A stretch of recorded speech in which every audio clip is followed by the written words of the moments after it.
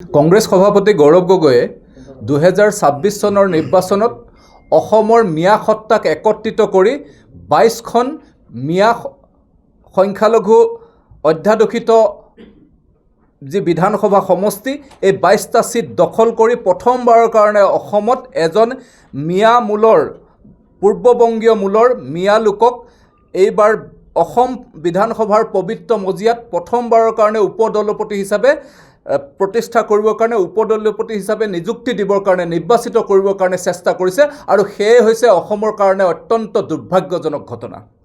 আপোনালোকে যদি চাই তেতিয়াহ'লে দেখা পাব যে যোৱাকালি আমচুৰ এজন নেতা বৰ্তমানৰ নেতা আমচুৰ উপদেষ্টা তেওঁ কৈছে যে গৌৰৱ গগৈৰ প্ৰতি কংগ্ৰেছৰ প্ৰতি তেওঁলোকৰ কোনো আক্ৰোশতা নাই, কেৱল মাত্ৰ বিৰোধী দলপতি দেৱব্ৰত শইকীয়া আৰু সাংসদ প্ৰদ্যুৎ বৰদলৈৰ ওপৰতহে তেওঁলোকৰ অভিযোগ আছে। ইয়াৰ অৰ্থ যে গৌৰৱ গগৈ আৰু এই আমচুৰ যি মিয়া সত্তা একত্ৰীকৰণৰ যি ষড়যন্ত্ৰ ব্লুপ্ৰিণ্ট ৰচনা কৰিছে সেই নিশ্চিতভাৱে গৌৰৱ গগৈ আৰু মিয়া সত্তা একত্ৰিত হৈ আছে।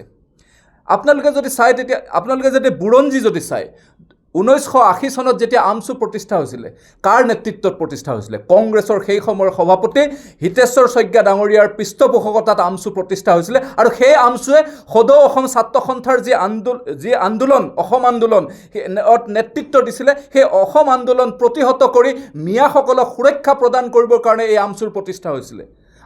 আমচু কংগ্ৰেছৰ নেতৃত্বত একেটা কথাই যদি চাই তেতিয়াহ'লে দেখা পাব 1983 চনত এই আমচুৱে ঠন ধৰি উঠিছিলে আৰু তেতিয়া মুখ্যমন্ত্ৰী আছিলে প্ৰয়াত হিতেশ্বৰ শইকীয়া ডাঙৰীয়া কংগ্ৰেছৰ নেতৃত্বত। তাৰপিছত যদি আপোনালোকে চাই 1991 চনত পুনৰবাৰ যেতিয়া হিতেশ্বৰ শইকীয়া ডাঙৰীয়া অসমৰ মুখ্যমন্ত্ৰী হ'ল তেতিয়া আমচুৰ যি সংগঠন নামনি অসমৰ পৰা লাহে লাহে উজনি অসমলৈকে তেওঁলোকে পৰ্যবেক্ষিত কৰিবলৈ সক্ষম হ'ল। কাৰ নেতৃত্বত, কাৰ পৃষ্ঠপোষকতাত? হিতেশ্বৰ শইকীয়াৰ পৃষ্ঠপোষকতাত, কংগ্ৰেছৰ পৃষ্ঠপোষকতাত।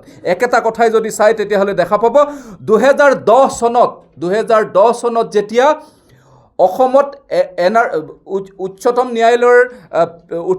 ন্যায়ালয়ৰ নিৰ্দেশত অসমত NRCৰ পাইলট প্ৰজেক্ট আৰম্ভ হৈছিলে। পাইলট প্ৰজেক্ট কৰিবৰ কাৰণে অসম চৰকাৰক নিৰ্দেশনা দিছিলে। সেই নিৰ্দেশনাৰ ফলশ্ৰুতি হিচাপে আদালতৰ কথা মানি অসম চৰকাৰে দুটা স্থান নিৰ্বাচিত কৰিছিলে, এটা হৈছে বৰপেটা, আনটো হৈছে ছয়গাঁও।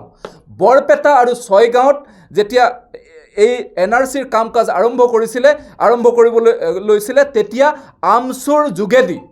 আমচুৰ দ্বাৰা সেই সময়ৰ অসমৰ মুখ্যমন্ত্ৰী তৰুণ গগৈ ডাঙৰীয়াই এই NRCৰ প্ৰক্ৰিয়া যাতে সুপ্ৰিম কোৰ্টে যি নিৰ্দেশনা দিছে তাক বন্ধ ৰাখিব পাৰি তাৰ কাৰণে আমচুৰ দ্বাৰা বৰপেটা উপায়ুক্তৰ কাৰ্যালয়ক ধ্বংসলীলাৰ সৃষ্টি কৰিছিলে। আমচুৱে সেই সময়ত উপায়ুক্তৰ কাৰ্যালয় ধ্বংস কৰিছিলে, ভাঙি পেলাইছিলে, জ্বলাই দিছিলে।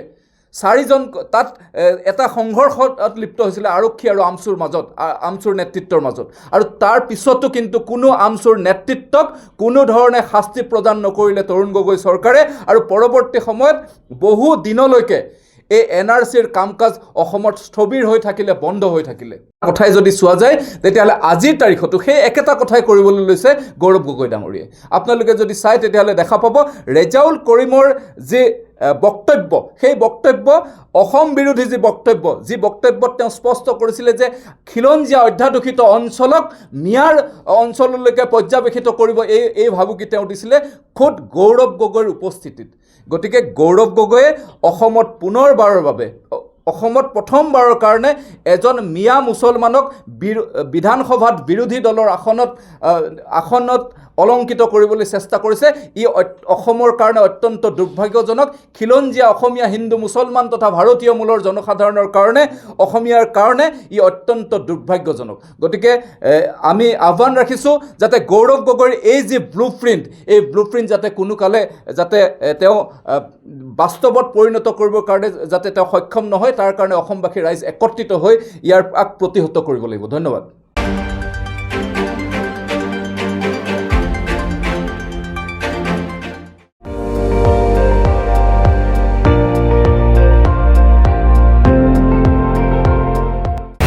আপুনি চাই আছে ND24, সৰ্বশ্ৰেষ্ঠ নহয় সৰ্বোত্তমৰ দৌৰত।